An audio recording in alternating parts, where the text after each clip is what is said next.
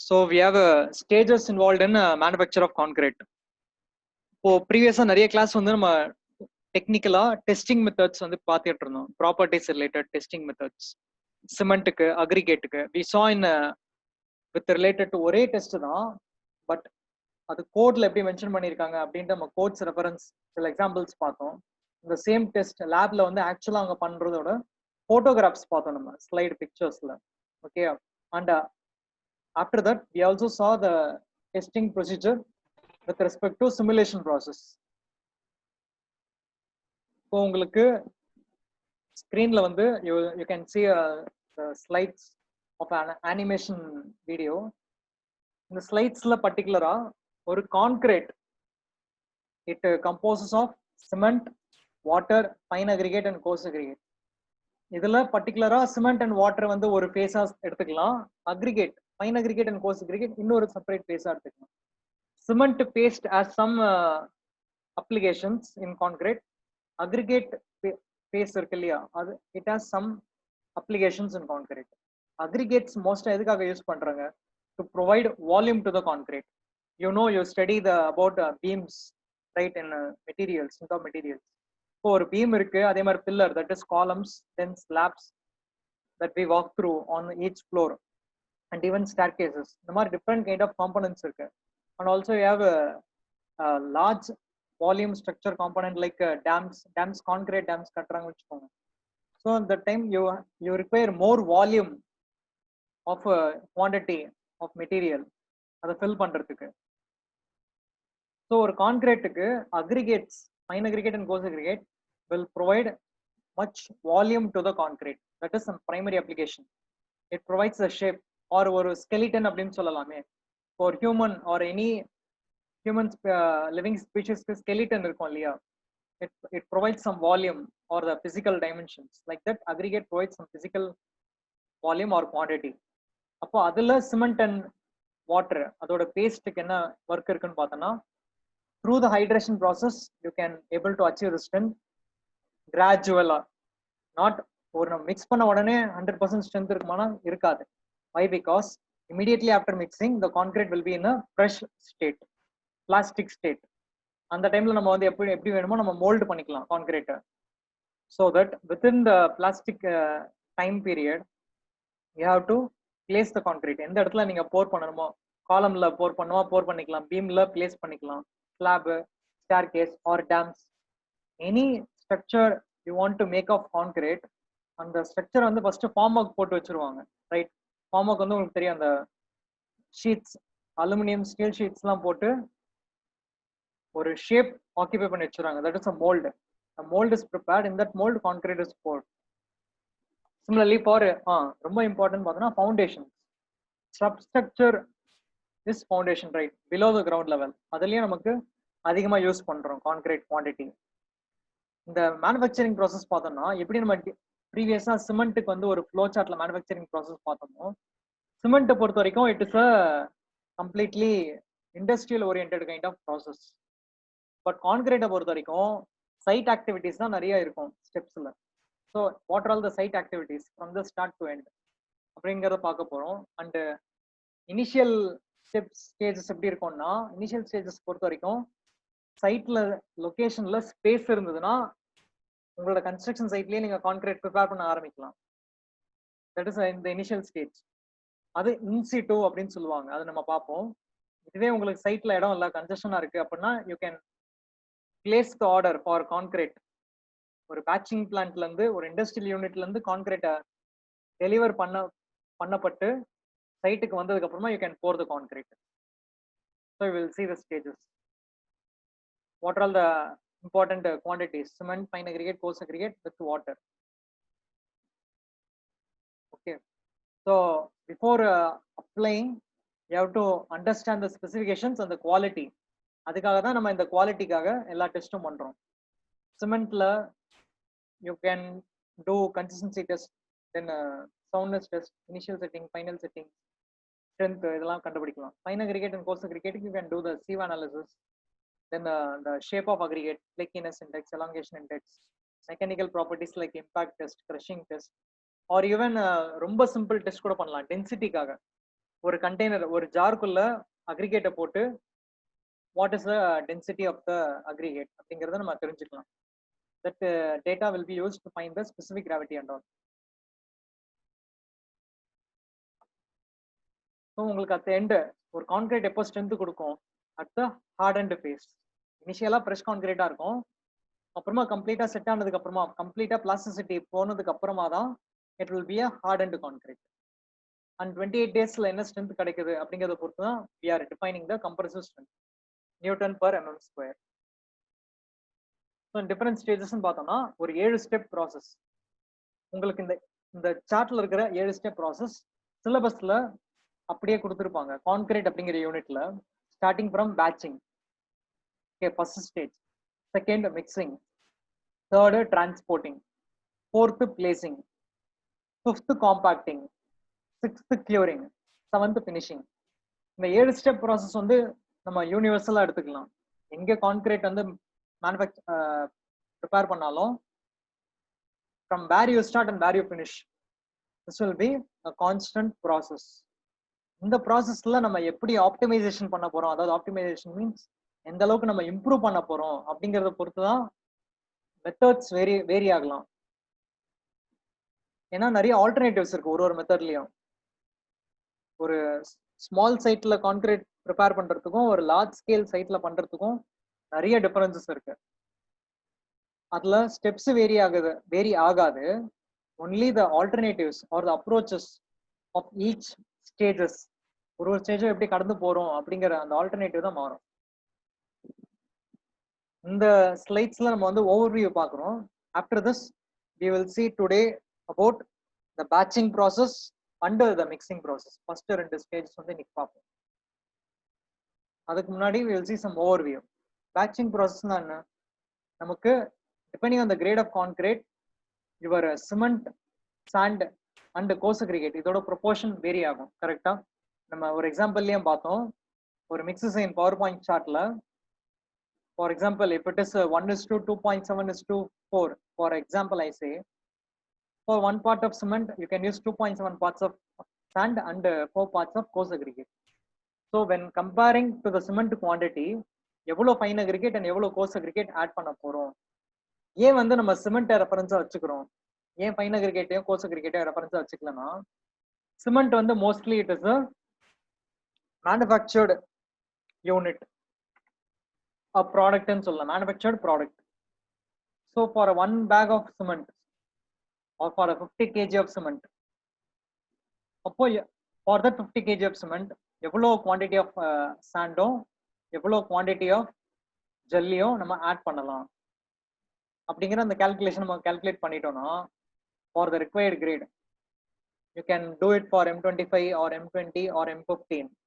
So in this capital M it refers to the grade of concrete, and the value 25, 20 or 15, it represents the compressive strength of concrete after 28 days of setting in Newton per mm square.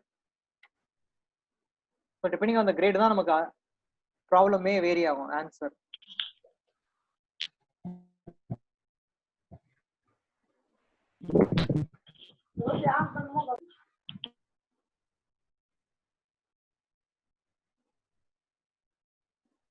Okay, we'll continue with the batching.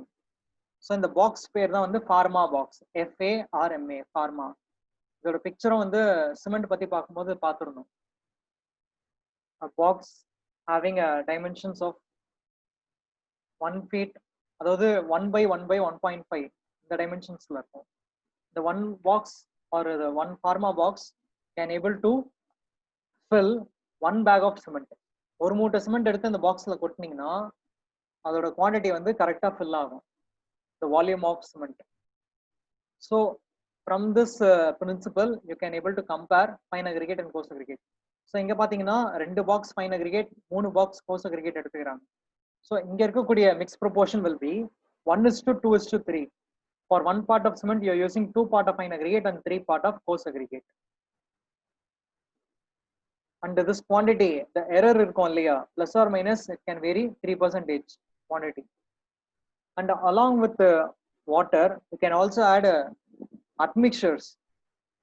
Admixtures அப்படிங்கிறது it is a chemical or a mineral agent additionally added to the basic components to improve the properties of concrete. கான்கிரீட்டுக்குன்ட்டு சில நிறைய பேசிக் properties இருக்கும் இல்லையா, அது ஒன்று ஒன்றா நம்ம பார்ப்போம். ஃப்ரெஷ் ஸ்டேட்ல என்ன ப்ராப்பர்ட்டிஸ், ஹார்டன்ட் ஸ்டேட்ல என்ன ப்ராப்பர்ட்டிஸ். ஃப்ரெஷ் ஸ்டேட்டை பொறுத்த வரைக்கும் வெரி இம்பார்ட்டன்ட் ப்ராப்பர்ட்டிஸ் ஒர்க்கபிலிட்டி. அது நம்ம எப்படி கால்குலேட் பண்ணணும்னு ஒரு மெத்தட் பார்த்தோம், ஸ்லம் டெஸ்ட். அந்த மாதிரி 2-3 டெஸ்ட் இருக்கு, 4-5 test. Like that for concrete also you can measure consistency, then setting time, இதெல்லாம் நம்ம வந்து தனித்தனியா ப்ராப்பர்ட்டி கால்குலேட் பண்ணணும். சிமிலர்லி ஃபார் ஹார்டன்ட் கான்கிரீட் எந்த அளவுக்கு ஸ்ட்ரென்த் கொடுக்கும் and how much durable concrete, இதெல்லாம் வந்து ஹார்டன்ட் ப்ராப்பர்ட்டிஸ். ஸோ அந்த ப்ராப்பர்ட்டிஸை இம்ப்ரூவ் பண்றதுக்கு you can add certain admixtures.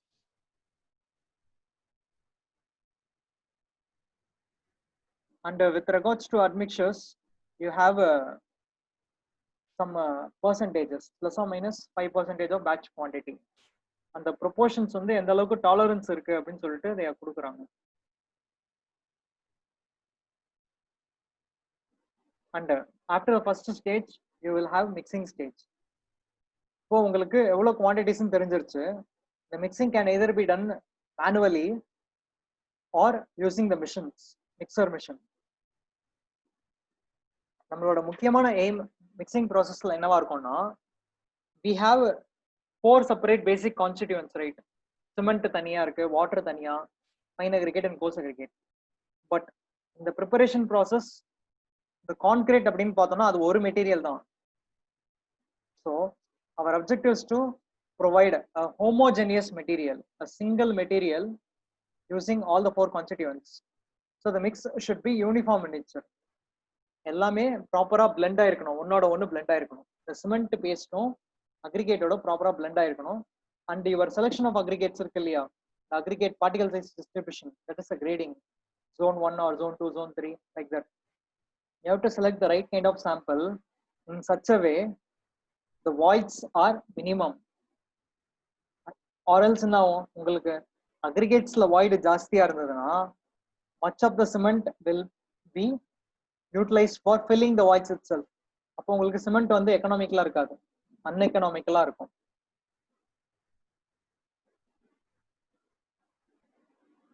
And the third stage after mixing will be transporting from the mixing point to the actual point where your concrete has to be poured. இதுக்கு different methods இருக்கு, using techniques. Simple டெக்னிக்னு பார்த்தோம்னா தலையில பாண்டில் வச்சு எடுத்துட்டு போகலாம், R இந்த மாதிரி இங்க வீல் யூஸ் பண்றாங்களா, இந்த மாதிரி டைப் ஆஃப் ட்ராலி எங்க பார்த்துருப்போம், ஒரு கிராசரி ஸ்டோர்ல இல்லை ஒரு ஏர்போர்ட்ல லக்கேஜ் வந்து லக்கேஜஸோ இல்லை கிராசரிஸோ ஒரு பாயிண்ட்ல இருந்து இன்னொரு பாயிண்ட்டுக்கு கொண்டு போறது. அதே மாதிரிதான் இங்க யூஸ் பண்ற இந்த டிவைஸ் பேர் வந்து நம்ம வீல் பேரோ அப்படின்னு சொல்லலாம்.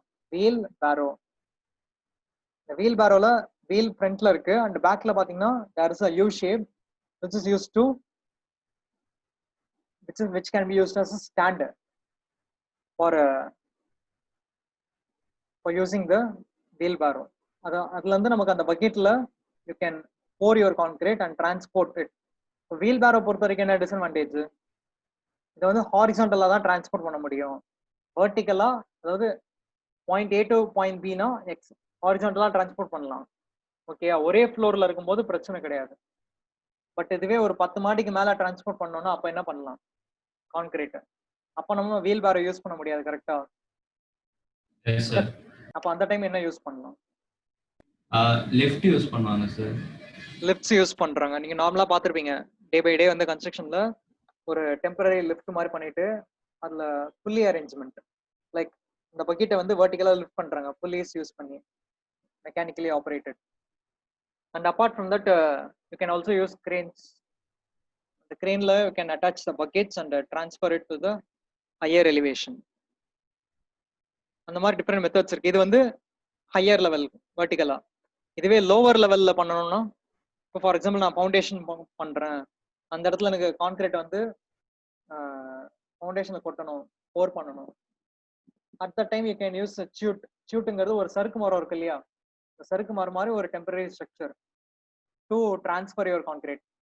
தட் கேன் பி இன்க்ளைண்டா ஸ்லைட் ஆகும். உங்களுக்கு பிக்சர்ஸ்ல பார்க்கும்போது தெரியும் இப்படி இருக்குன்னு. அந்த மாதிரி டிஃப்ரெண்ட் மெத்தட்ஸ் இருக்கு. Then you can also use trucks. நம்ம சொன்னோம்ல, இப்போ ஒரு சைட்ல வந்து கான்கிரீட் ப்ரிப்பேர் பண்ண முடியல அப்படின்னா வேற இண்டஸ்ட்ரியல் யூனிட்ல ப்ரிப்பேர் பண்ணிட்டு அங்க இருந்து ட்ரக் வழியா நம்ம கொண்டு வரலாம் சைட்டுக்கு. there are different methods. And the time வந்து ரொம்ப முக்கியம். இந்த இடத்துல தான் நமக்கு அந்த பிளாஸ்டிக் ரேஞ்ச் எல்லாம் ஸ்டடி பண்றோம் சிமெண்ட்டுக்கு. எவ்வளவு டைம்ல செட் ஆகும் செட் ஆகாது அப்படின்னு சொல்லிட்டு. And for different kind of transporting devices the time will vary. ஏன் வந்து ட்ரக்ஸுக்கு அப் டு 2 hours கொடுத்துருக்காங்க, பட் வீல் பேரோக்கு வந்து 1 hour கொடுத்துருக்காங்கன்னா, மோஸ்ட்லி இப்போ வீல் பேரோ பார்த்தீங்கன்னா குவான்டிட்டி கம்மியா இருக்கும். அது மட்டும் இல்லாம ஓப்பனா இருக்கு concrete. It is expose to air while it is use in wheelbarrow. But ட்ரக்ஸ்ல பார்த்தோன்னா ஒரு க்ளோஸ் என்விரான்மெண்ட்ல இருக்கும். அது மட்டும் இல்லாம you can able to alter its properties by continuously rotating the drums the trucks. இப்போ அந்த ட்ரம் ரொட்டேட் ஆகும்போது என்ன ஆகும், கண்டினியூஸா அது ஃப்ரெஷ் ஸ்டேட்லயே இருக்கும். பட் வீல் பேரோல யூஸ் பண்ணும்போது அது வந்து ஒரு டைனமிக் ஸ்டேட்ல இல்ல, ஒரு ஸ்டாட்டிக் ஸ்டேட்ல இருக்கா. அது மட்டும் இல்லாம வீல் பேரோ நம்ம ரொம்ப லாங்கா டிராவல் பண்றோம்னு வச்சுக்கோங்க, ஒரு மேடு பள்ளம் இருக்கிற இடத்துல இந்த வீல் பேரோ யூஸ் பண்ணும்போது என்ன ஆகும், ஜெர்க்கு நிறைய ஆகும். வீல் வந்து மேடு பள்ளம் கிராஸ் ஆகும்போது ஜெர்க் அதிகமா ஆகுறதுனால பக்கெட் வந்து மேல கீழே இறங்குமா. அப்போ நம்மளோட அப்ஜெக்டிவே அங்க இல்லாம போயிடும். நம்ம அப்ஜெக்டிவ் என்ன, கான்கிரீட் வந்து ஒரு யூனிஃபார்ம் ஹோமோஜெனியஸ் மெட்டீரியலா இருக்கணும். பட் அப்படி இருக்குமா, இருக்கிறதுக்கு வாய்ப்பு ரொம்ப கம்மியா இருக்கும். ஏன்னா நிறைய மேடு பள்ளம் இருக்கும்போது உங்களோட அக்ரிகேட்ஸ் இருக்கு இல்லையா, ஃபைன் அக்ரிகேட்ஸ், கோஸ் அக்ரிகேட், அதனுடைய ஸ்பெசிபிக் கிராவிட்டி வந்து ரொம்ப அதிகம். So at the time gravitational ஆக்ஷன்னால ஈஸியா கீழே செட்டில் ஆயிடலாம் பக்கெட்டோட பாட்டம்ல. அண்ட் சிமெண்ட் பேஸ்ட் வந்து ஒரு செமி ஃப்ளூயிட் ஸ்டேட்ல இருக்கும், அது மட்டும் மேல மிதந்துகிட்டு இருக்கும். ஸோ இந்த மாதிரி ஒரு ஸ்டேட்டை வந்து நம்ம அவாய்ட் பண்ணணும். திஸ் ப்ராசஸ், இந்த மாதிரி ஒரு நெகட்டிவ் ப்ராசஸ் இருக்கு இல்லையா, அதுக்கு பேர் தான் வந்து called as segregation. So we have to avoid the segregation. Segregation means what? Splitting of particles. Correct? So the segregation avoid பண்ணணும் நம்ம transport பண்ணும்போது. So இங்க பாருங்க, sufficient care should be taken such that segregation doesn't take place during transporting and placing. Now the fourth step will be placing. நீங்க வந்து transport பண்ணியாச்சு, required place point B reach ஆயாச்சு, from A to B reach ஆயாச்சு. இப்போ நம்ம எப்படி போர் பண்றோம் concrete, அப்போ நமக்கு what are the dos and don'ts to avoid segregation அப்படிங்கிற சில பாயிண்ட்ஸ் இருக்கும். அது மட்டும் இல்லாம ப்ரீவியஸ்லி சொன்ன பாயிண்ட்ஸ் மாதிரி எலிவேட்டட் ஸ்ட்ரக்சரா இருந்தா அங்க என்ன டூஸ் அண்ட் டோன்ட்ஸ், ஃபவுண்டேஷனா இருந்தா அங்க என்ன டூஸ் அண்ட் டோன்ட்ஸ், இல்ல பிரிட்ஜஸ், டேம்ஸ் அந்த மாதிரி இன்ஃப்ராஸ்ட்ரக்சர் ரிலேட்டட் ப்ராஜெக்ட் இருந்தா அங்க என்ன டூஸ் அண்ட் டோன்ட்ஸ், இதை ஃபாலோ பண்ணணும்.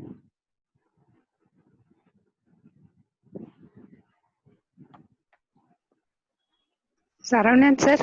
Yes ma'am. ஒரே நிமிஷம். ஓகே. இன்னும் பேலன்ஸ் 5 பேர் எங்க காணோம்? இப்போ கிளாஸ் ஸ்டார்ட் பண்ணும்போது அட்டெண்டன்ஸ் இருக்கும். இதுல ரீசன் மட்டும் சில பேர் சாட்ல போட்டிருக்காங்க. ஒரு நிமிஷம். நவீன்குமார் போன்ல மட்டும் ப்ராப்ளம்ஸ் இருக்குன்னு சொல்லியிருக்காங்க. சோ அதை இன்ஃபார்ம் பண்ண சொல்லியிருக்காங்க. Okay sir. அப்புறம் சார் வேற எதுவும் இல்ல மேம். இன்னும் ரிப்போர்ட் பண்ணுங்க. வேற எதுவும் எங்க பேலன்ஸ் எங்க காணோம்? ராகுல் இன்ஃபார்ம் பண்ணா ஓகே. சமீர் கால்ல இருந்து வரவே இல்லை. அப்புறம் இன்னும் 3 பேர் யார் இப்ப லெஃப்ட் ஆனது? யார் அவங்கவுங்க பேட்ச்மேட்ஸ் பாருங்க யார் இல்லன்ட்டு.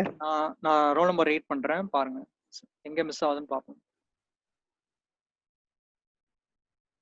So roll number 1 Abhishek inform பண்ணலாம். ஆமா ஆமா சார். 2 3 4 மிஸ்ஸிங். 4 and 4 யாரு? 4 சின்னரசு மேம். இருக்கான், கீழ இருக்கான் சார். அவன் வந்து ரோல் நம்பர் மாத்தல, லேட்டா ஜாயின் பண்ணிருக்கான். Okay sir. 4 சின்னரசு 4 டாட் ன்னு வச்சிருக்கல, அதனால தான் கீழ 04 ஸ்பேஸ் அப்படியே நேம் வெச்சுக்கோங்க, ரீநேம் பண்ணிக்கோங்க.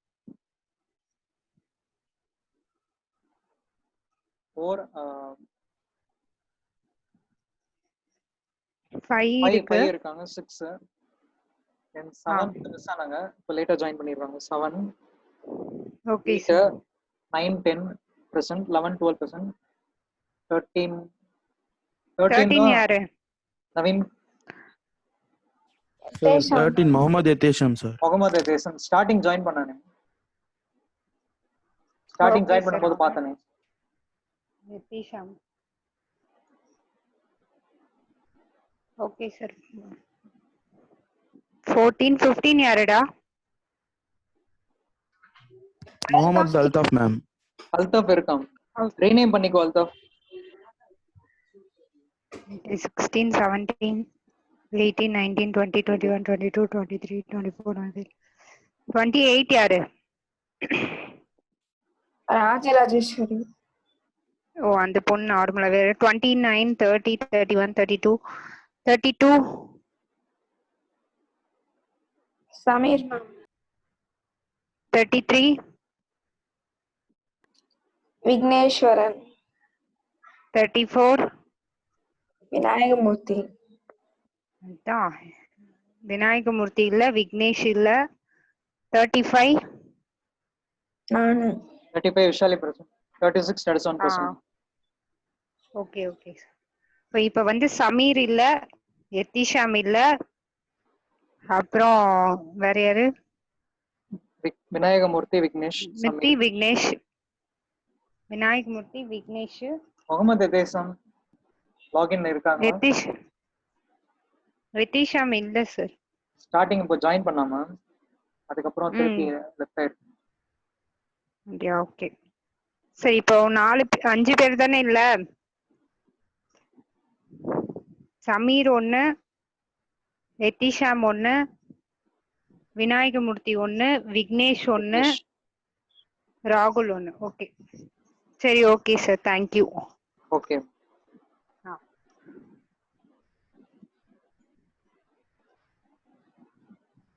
ஸோ அகைன் இன்னும் கொஞ்சம் டைம் கழிச்சு we will take our attendance again. ஓகேவா நம்ம கண்டினியூ பண்ணோம். பிளேசிங் டைம்ல இது வந்து 4th ஸ்டெப். நம்ம ரீச் ஆயாச்சுன்னு சொல்லியாச்சு. What are the dos and don'ts and various stages. மோஸ்டா செக்ரிகேஷன் அவாய்ட் பண்ணோம். அந்த டைமிங் வந்து நம்ம கண்ட்ரோல் பண்ணணும். எந்த ஒரு ஹைரைஸ் பில்டிங்கு இல்லை ஒரு இம்பார்ட்டன்ட் பில்டிங்ல எந்த டைம் கான்கிரீட் மோஸ்டா பிளேஸ் பண்ணுவாங்கன்னு தெரியுமா? டைமிங் விடிய காலையில பண்ணுவாங்களா இல்ல மத்தியானம் பண்ணுவாங்களா இல்ல ஈவினிங்கா இல்ல நைட்டா? ஆஃப்டர்நூன் டைம்ல சார் இல்லனா ஆஃப்டர்நூன் டைம் போய் ஒரு சின்ன சைட்னா ஓகே ஆஃப்டர்நூன் டே டைம்ல பண்ணுவாங்க. ஒரு பெரிய சைட்னு வச்சுப்போமே அதுவும் பர்டிகுலரா ஒரு கான்கிரீட் வந்து ஆர்எம்சி ட்ரக்ஸ் காலையிலே ஆரம்பிச்சிருவாங்க. ஓகே ஆமா காலையில ஆரம்பிச்சிருவாங்க சின்ன சைட்ல. கரெக்ட். ஒரு பெரிய சைட்ல வந்து ஸ்பேஸ் கன்ஸ்ட்ரெயின்ஸ் இருக்கு. லார்ஜ் குவான்டிட்டி ஆஃப் கான்கிரீட் வந்து ஆர்எம்சி ட்ரக்ஸ் இண்டஸ்ட்ரியல் யூனிட்ல இருந்து டிரான்ஸ்போர்ட் பண்ணும்போது the optimal time they select is a night time after 10 PM. அது மட்டும் இல்லாம வெதர் கண்டிஷன் வந்து ஃபேவரபிளா இருக்கும் குவான்டிட்டி ஆஃப் கான்கிரீட் அதிகமா இருக்கிறதுனால. And since it would be a continuous operation night ஃபுல்லா ஷிஃப்ட் நடக்கும் கான்கிரீட் ஆக்டிவிட்டி. அதுக்கு ரிலேட்டட் வீடியோஸ் சில எக்ஸாம்பிள்ஸ் தான் நம்ம ஃபியூச்சர் கிளாஸ்ல பிளேசிங் பண்ணும்போது பார்ப்போம். ஒரு சின்ன சைட்டுக்கும் லார்ஜ் சைட்டுக்கும் என்னென்ன டிஃபரன்ஸ் வருது. 5th ஸ்டேஜ் பார்த்தோம்னா காம்பாக்ஷன். இப்போ நமக்கு அக்ரிகேட்ஸ் தென் சிமெண்ட் பேஸ்ட் நிறைய இடத்துல பார்த்தீங்கன்னா or even for the concrete slump பண்ணும்போது பார்த்தோம். காம்பாக்ஷன் வந்து important to avoid the voids. The same purpose should be done at the site at the entire area. இப்போ இதுக்கு தான் வந்து ரிசர்ச்ல வந்து தே ஆர் ப்ரொவைடிங் ஒரு 20 years ago they started using self compacting concrete. ஒரு கான்கிரீட்டை வந்து ஆக்டிவிட்டியில நிறைய லேபரை வந்து இன்புட் கொடுக்குறோம், ஒர்க் ஃபோர்ஸ் ஒர்க் பண்ண வைக்கிறோம். ஸோ அந்த டைம்ல காம்பாக்ஷனே வந்து it consumes more work. So அதை அவாய்ட் பண்றதுக்காக செல்ஃப் காம்பாக்டிங் கான்கிரீட் இன்ட்ரடியூஸ் பண்றாங்க புதுசா இப்பெல்லாம் ரீசெண்ட் ட்ரெண்ட்ஸ். அதுல என்ன பர்பஸ்னா உங்களுக்கு காம்பாக்ஷன் பண்ண வேண்டிய நெசசிட்டி இருக்காது. ஆட்டோமேட்டிக்கா the concrete will avoid having the voids so that it can able to pass and flow or ஆட்டோமேட்டிக்கா எல்லா இடத்துலயும் ஃப்ளோ ஆகி எங்கெங்க ரீச் ஆகணுமோ அங்கேயே தானாவே ரீச் ஆயிக்கும். நம்ம அந்த இடத்துல ஒர்க்கபிலிட்டி ரொம்ப என்ஹான்ஸ்டா இருக்கும். ஸோ ஒரு கான்கிரீட்ல ஒர்க்கபிலிட்டி எந்த அளவுக்கு இருக்குங்கிறத பொறுத்து தான் காம்பாக்ஷன் நம்ம எந்த அளவுக்கு பண்ணணுங்கிறது இருக்கு. சரி, காம்பாக்ஷன் லெவல் இருக்குல்ல, எஃபர்ட், நீங்க உங்களோட எஃபர்ட்டை வந்து ட்ரை கான்கிரீட்ல அதிகமா யூஸ் பண்ணுவீங்களா இல்ல செமி ஃப்ளூயிட் கான்கிரீட்ல அதிகமா யூஸ் பண்ணுவீங்களா? Compaction effort.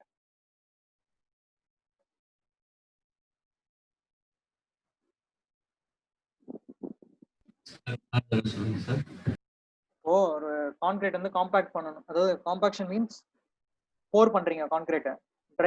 ஒரு டீம் வந்து ட்ரை கான்கிரீட் போர் பண்றாங்க, இன்னொரு டீம் வந்து வெட் ஃப்ளூயிட் செமி ஃப்ளூயிட் கான்கிரீட் போர் பண்றாங்க. யாருக்கு வந்து ஈஸியா இருக்கும் ஒர்க் பண்றதுக்கு?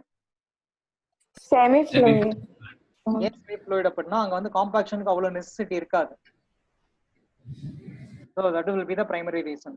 ஒர்க்கபிலிட்டி வந்து எவ்வளவு இருக்கோ அதுக்கேற்ற அளவு inversely proportional will be your compaction effort.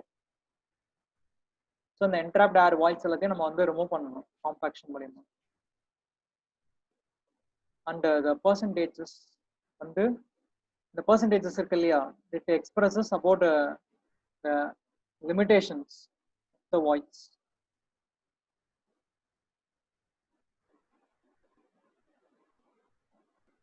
So அது வந்து நம்ம காம்பாக்ஷன்ல பார்ப்போம். இது வந்து நமக்கு ஜஸ்ட் ஓவர்வியூ தான் பார்த்துக்கிட்டு இருக்கோம்.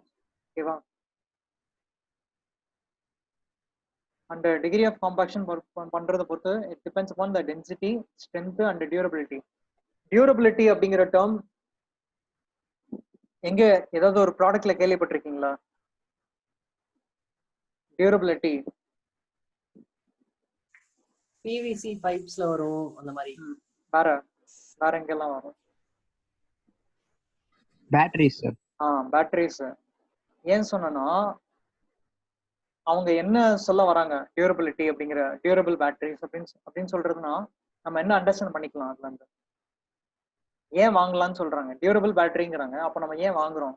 பேட்டரி வாங்குறது ரொம்ப நாள் வரும், அதனால லைஃப் பேட்டரி அதிகமா இருக்கு. Life of battery or the life of the product வந்து அதிகமா இருக்குங்கிறதுனால. the same term or explanation can be used in concrete also. நம்ம ஒரு கான்கிரீட் ஸ்ட்ரக்சர், ஒரு ஆர்சிசி பில்டிங், ஒரு ஃபிளாட் கட்டுறீங்க, அந்த ஃபிளாட் எத்தனை வருஷம் டியூரபிளா இருக்கும், இல்ல சேஃபா இருக்கும், எக்கனாமிக்கலா இருக்கும், எக்கனாமிக் லைஃப் வந்து எவ்வளவு இயர்ஸ் கொடுக்கும் அப்படின்னு மென்ஷன் பண்றது நமக்கு durability for the structure. And இப்போ இந்த டியூரபிள் அப்படிங்கிற வேர்டு வந்து எது கூட ரிலேட் பண்ணுவாங்கன்னா கான்கிரீட்ல மோஸ்டா எக்ஸ்போஷர் கண்டிஷன்ஸ் அப்படின்னு சொல்லிட்டு. எக்ஸ்போஷர் அப்படிங்கிற வேர்டு எங்க கேள்விப்பட்டிருக்கீங்க? கான்கிரீட் மிக்ஸ் டிசைன்ல எக்ஸ்போஷர் வந்து மைல்டா, மாடரேட்டா, சிவியரான்னு சொல்லிட்டு.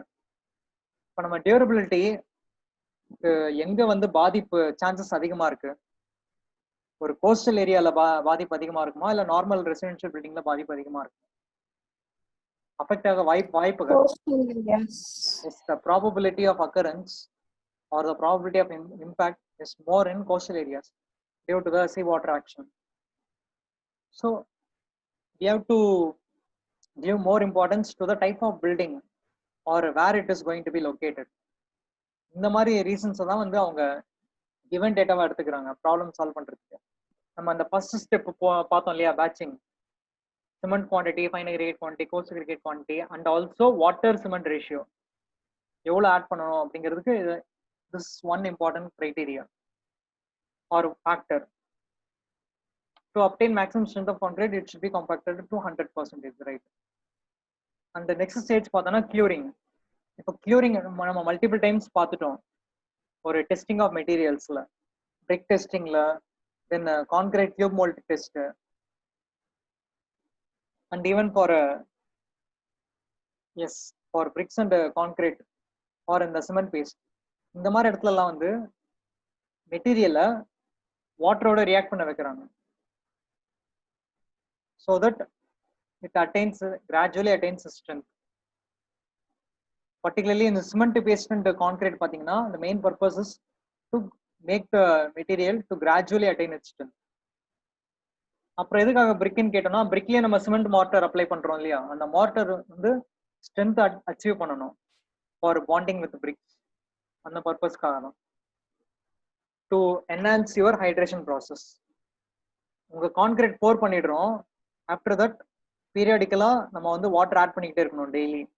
கான்கிரீட்டுக்கு அது ஸ்ட்ரென்த் அட்டைன் ஆகுற வரைக்கும். அதுக்கு வந்து there are டைம் ரேஞ்சஸ். இப்போ காலம்னா எப்படி அதை ஹேண்டில் பண்ணணும், பீமுக்கு எப்படி ஹேண்டில் பண்ணணும், அதான் அதுக்கு கோட்ஸ்ல ப்ரொவிஷன்ஸ் இருக்கு. So along with cement and water இந்த ரியாக்ஷன் வந்து நமக்கு ஜெல் ஃபார்ம் ஆகுது இல்லையா, டோபர்மரைட் ஜெல் ஆர் சிஎஸ்எச் ஜெல், அதை பத்தி இங்க சொல்ல வராங்க. And it should be done in a room temperature with sufficient moisture should be present in the concrete, and your temperature should be balanced. ரொம்ப ஹை டெம்பரேச்சரா இருக்கக்கூடாது ஹைட்ரேஷன் ப்ராசஸ்ல, ஏன்னா ஹீட் வேற அதிகமா எவால்வ் ஆகும். And it is done for a periodic amount of time, the curing process, to improve your strength and durability.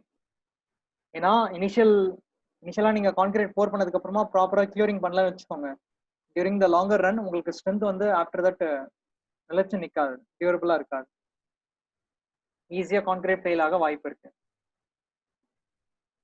And last stage பார்த்தோம்னா finishing in the sense உங்களோட surface வந்து அன்ஈவனா இருக்க வாய்ப்பு இருக்கும் கான்கிரீட் போர் பண்ணதுக்கு அப்புறமா.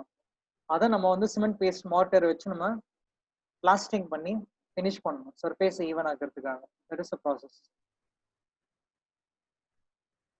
ஸோ இந்த 7 ஸ்டெப் ப்ராசஸ் தான் வந்து உங்களோட over view.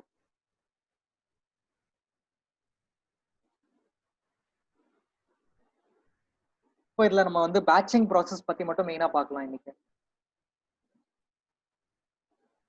So you can see the batching in that there are 2 categories. ஒன்னு வந்து பார்த்தோம்னா வால்யூமெட்ரிக் பேட்சிங், இந்த இன்னொரு கைண்ட் வந்து வெயிட் பேட்சிங். நார்மலா நம்ம டெஸ்ட்டுக்கு என்ன பண்ணாங்க, மெட்டீரியல்ஸ் ஒரு வேயிங் பேலன்ஸ் யூஸ் பண்ணி தான் மெட்டீரியலை எடை போட்டாங்க, 300 கிராம்ஸ் 500 கிராம்ஸ் 1000 கிராம்ஸ் அப்படின்ட்டு.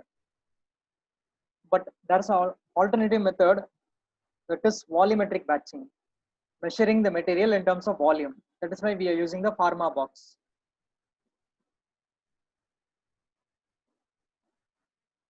So இங்க கொடுக்குறாங்க பாருங்க, there are 2 types of batching. One is volumetric batching and the next one is weight batching. So volumetric batching எப்படின்னா, we have a gauge box. This gauge box is called pharma. And for a typical ratio, cement fine aggregate coarse aggregate, இது வந்து typical ratio. எந்த ஒரு mix டிசைனும் பண்ணாம, நம்ம problem இருக்கு இல்லையா, அந்த ப்ராப்ளமை சால்வ் பண்ணாம டைரக்டா ஒரு யூனிவர்சல் ப்ரொபோர்ஷன் அப்படின்னு சொல்லலாமே, டிஃபால்ட்டா ஃபாலோ பண்ணணும் அப்படின்னு சொன்னோம்னா, ஒரு M20 கிரேட் கான்கிரீட்டுக்கு the ratio will be 1:1.5:3. இந்த வேல்யூ வந்து எந்த ஒரு டிசைனும் பண்ணாம டைரக்டா ஸ்பெசிஃபை பண்றாங்க. ஓகேவா, ஒரு அப்ராக்சிமேட் வேல்யூ நம்ம வச்சுக்கலாம். பட் எக்ஸாக்ட் வேல்யூ என்னன்னு தெரியணும்னா we have to go for the design mix. நம்மளோட constituent materials like cement, fine aggregate, course aggregate இதெல்லாம் டெஸ்ட் பண்ணதுக்கு அப்புறமா தான் நமக்கு எக்ஸாக்ட் வேல்யூ என்னன்னு தெரியும். This is called an approximate value.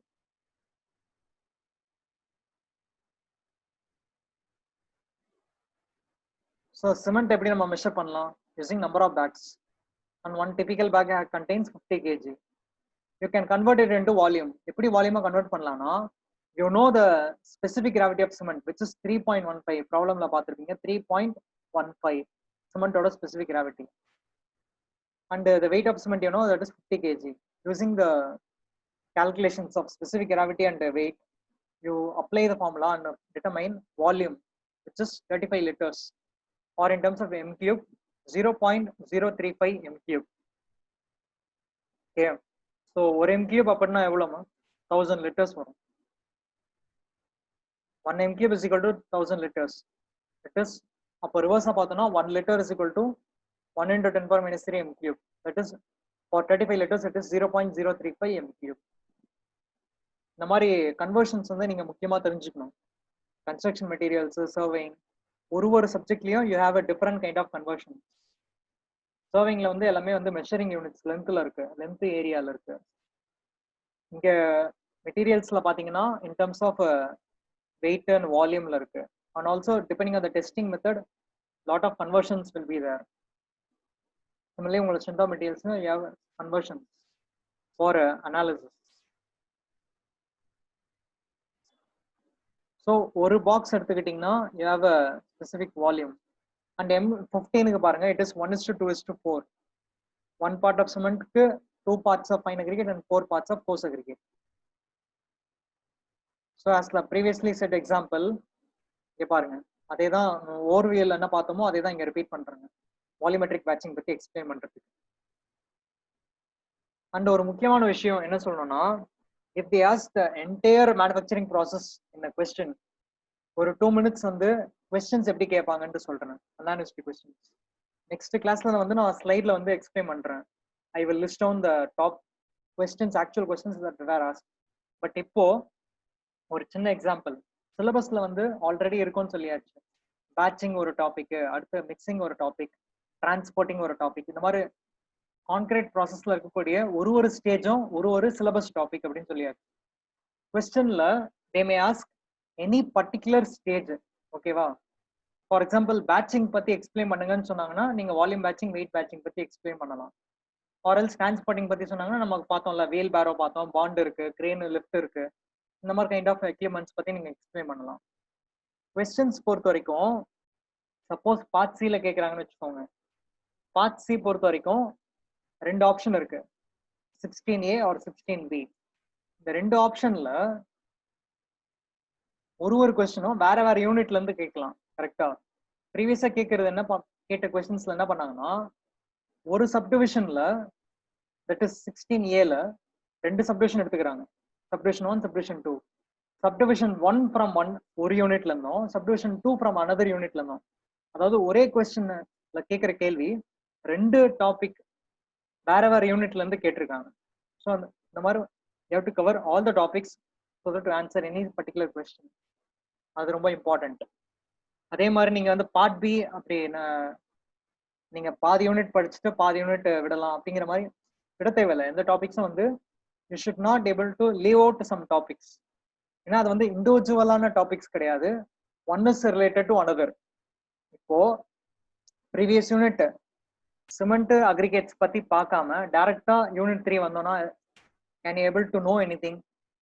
R இப்போ ஃபார் எக்ஸாம்பிள் இப்போ நீங்க யூனிட் 2ல ஃபைன் அக்ரிகேட் மட்டும் படிச்சுட்டு கோர்ஸ் அக்ரிகேட் ஒமிட் பண்றீங்கன்னா, இல்ல சப்போஸ் சிமெண்ட் மட்டும் படிச்சுட்டு அக்ரிகேட்ஸ் ஒமிட் பண்ணீங்கன்னா, then you can not able to follow the subsequent topics.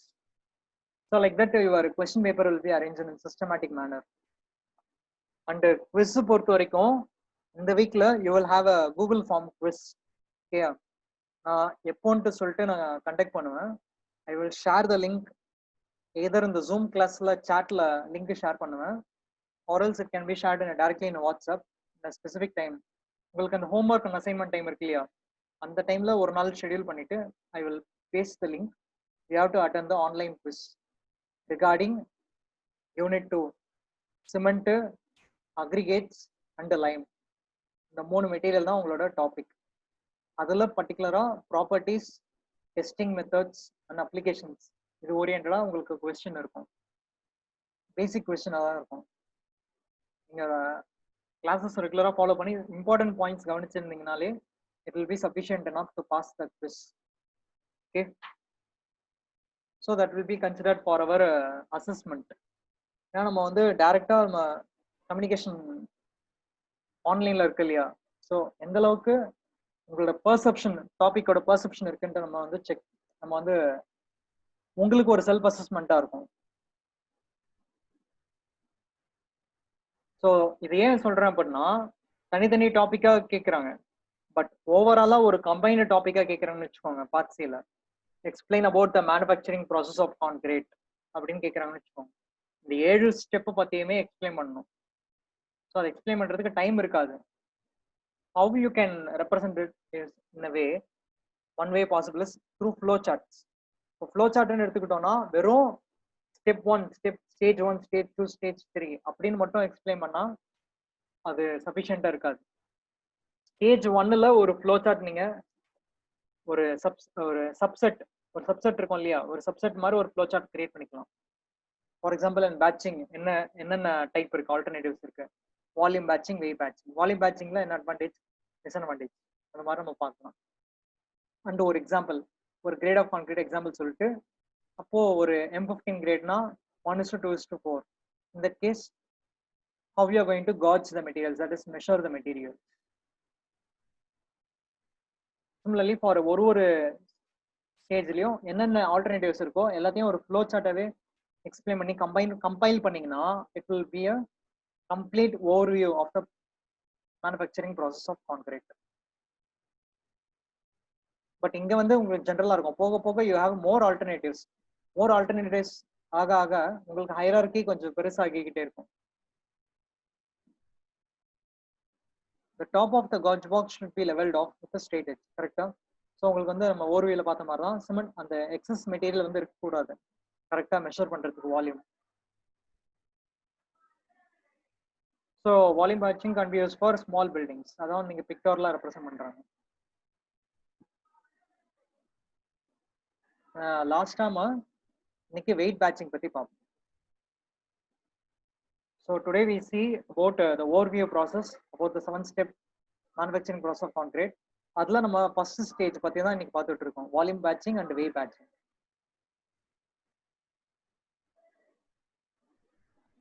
So ப்ரீஸாக நம்ம வால்யூம் பேட்சிங் பார்த்தோம், அது வந்து இன்னும் அக்யூரேட் ஒரு ஸ்மால் பில்டிங்ஸ் பண்ணலாம். வெயிட் பேட்சிங் பொறுத்த வரைக்கும் மோர் அக்யூரேட் ஃபார் ஹைரைஸ் பில்டிங்ஸ்க்கு பண்ணலாம்னு சொல்றாங்க பிக்டோரெல்லாம். ஸோ எப்படி இருக்கும் யூசிங் த வெயிங் மிஷின். ரொம்ப சிம்பிளா பண்ணோம்னா மேனுவலா நம்ம வெயிட் மிஷின் பண்றோம். லேபர்ஸ் வந்து இதுக்கு நிறைய தேவைப்படுவாங்க, கரெக்டா ஒரு டைமும் மெஷர் பண்றதுக்காக ரீடிங் நோட் பண்ணணும். For cement, fine aggregate and coarse aggregate. So இப்போ ப்ரீவியஸா பார்த்தது வந்து M15 கான்கிரீட்டுக்கு வந்து 1:2:4 அப்படின்னா அந்த பாக்ஸ் மட்டுமே சஃபிஷியண்டா இருந்தது. பட் இந்த ஸ்டேஜ்ல வெயிட் எடுக்கிறோம் நம்ம. ஸோ ஃபார் 50 kg சிமெண்ட் எவ்வளோ எடுக்கிறோம், ஃபைன் அக்ரிகேட் எடுக்கிறோம், கோர்ஸ் அக்ரிகேட் எடுக்கிறோம் அப்படின்னு சொல்லிட்டு you will see some pictures. இப்போ ஃபார் எக்ஸாம்பிள் 50 kg சிமெண்ட் இருக்குன்னா that is one part. Then 2 part of fine aggregate means எவ்வளோ பார்ட் ஆஃப் எவ்வளோ குவான்டிட்டி எடுக்கணும், twice the amount, right? Twice of 50 kg is 100 kg. So 100 kg fine aggregate எடுக்கணும். And parts of coarse aggregate வந்து 4 parts of coarse aggregate for 1 part of cement. So 50 kg சிமெண்ட்டுக்கு you should take 200 kg of coarse aggregate. So எவ்வளோ குவான்டிட்டியை measure பண்றோம் நம்ம fine aggregate and coarse aggregate. 100 kg and 200 kg for a 50 kg bag. And cement பொறுத்த வரைக்கும் நம்ம அவ்வளோ check பண்ண தேவையில்லை, because the product is already manufactured, weighed and delivered by the supplier. And you also have automatic batching units. இங்க வந்து computerisation டிஃபால்ட்டா நம்ம வந்து யூனிட்ஸ் நம்பர்ஸ் என்டர் பண்ணிடலாம், நம்ம ஸ்டோர் பண்ணிக்கலாம். சிமெண்ட்க்கு எவ்வளோ ஃபைன் அக்ரிகேட் அண்ட் எவ்வளோ கோர்ஸ் அக்ரிகேட் ஆட்டோமேட்டிக்கா வெயிட் போடணும்னு சொல்லிட்டு. Saravanan sir. Yes ma'am. Subbulakshmi ma'am பேசுறேன் சார். பசங்க கிட்ட கொஞ்சம் பேசிக்கிறேன். சொல்லுங்க மேம். இப்ப 31 தான் உள்ள இருக்கீங்க, காலையில 34 பிரசன்ட் ஆமே.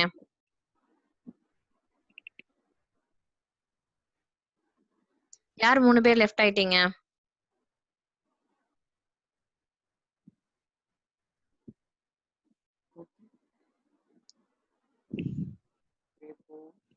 ரெப்பி யாருப்பா? சின்ன அரசு இல்ல. எங்க போனாரு தெரியல மேம், இப்ப வரைக்கும் இருந்தாங்க தெரியல. கனெக்ட் ஆயிருந்தா. வேற யாருன்னு மேம் ராகுல் வந்து மேம் இன்ஃபார்மேட்டன்ஸ் சொல்லிருக்காங்க மேம் சொன்னாங்க. ராகுல் சொல்லிட்டாங்க மேம் சொல்லிட்டாங்க. வேற இன்னும் ஒருத்தர் விக்னேஸ்வரன். எங்க அவரு? என்னப்பா இது சின்ன குழந்தைங்களா என்ன? வந்து வந்து ஒவ்வொரு அவரும் ஒருத்தர் செக் பண்ணுமா?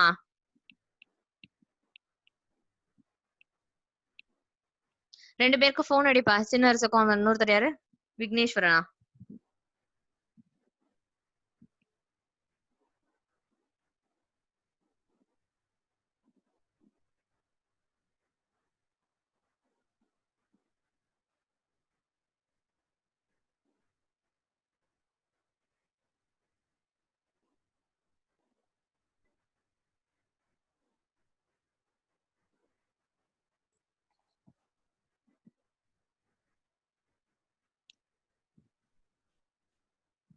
ராகுல் மட்டும் பெர்மிஷன் வாங்கியிருக்கான்னு மேம் சொல்லிட்டாங்கப்பா என்கிட்ட. இந்த 2 பேரும் என்னன்னு தெரியல. இப்ப 2 பேரையும் ஜாயின் பண்ண சொல்லு.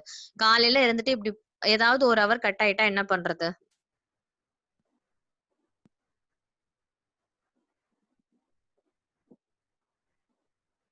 நேத்து யாரோ ஹாஸ்பிட்டல் போனாங்கன்னு சொன்னாங்களே, வந்துட்டாங்களா?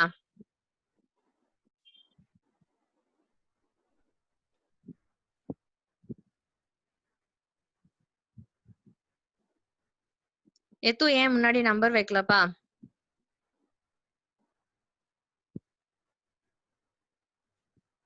எத்து நீங்க மட்டும்தான் நம்பர் வைக்கல, மீதி எல்லாரும் வச்சுட்டாங்க முன்னாடி. அதோ வைக்கிறேன்.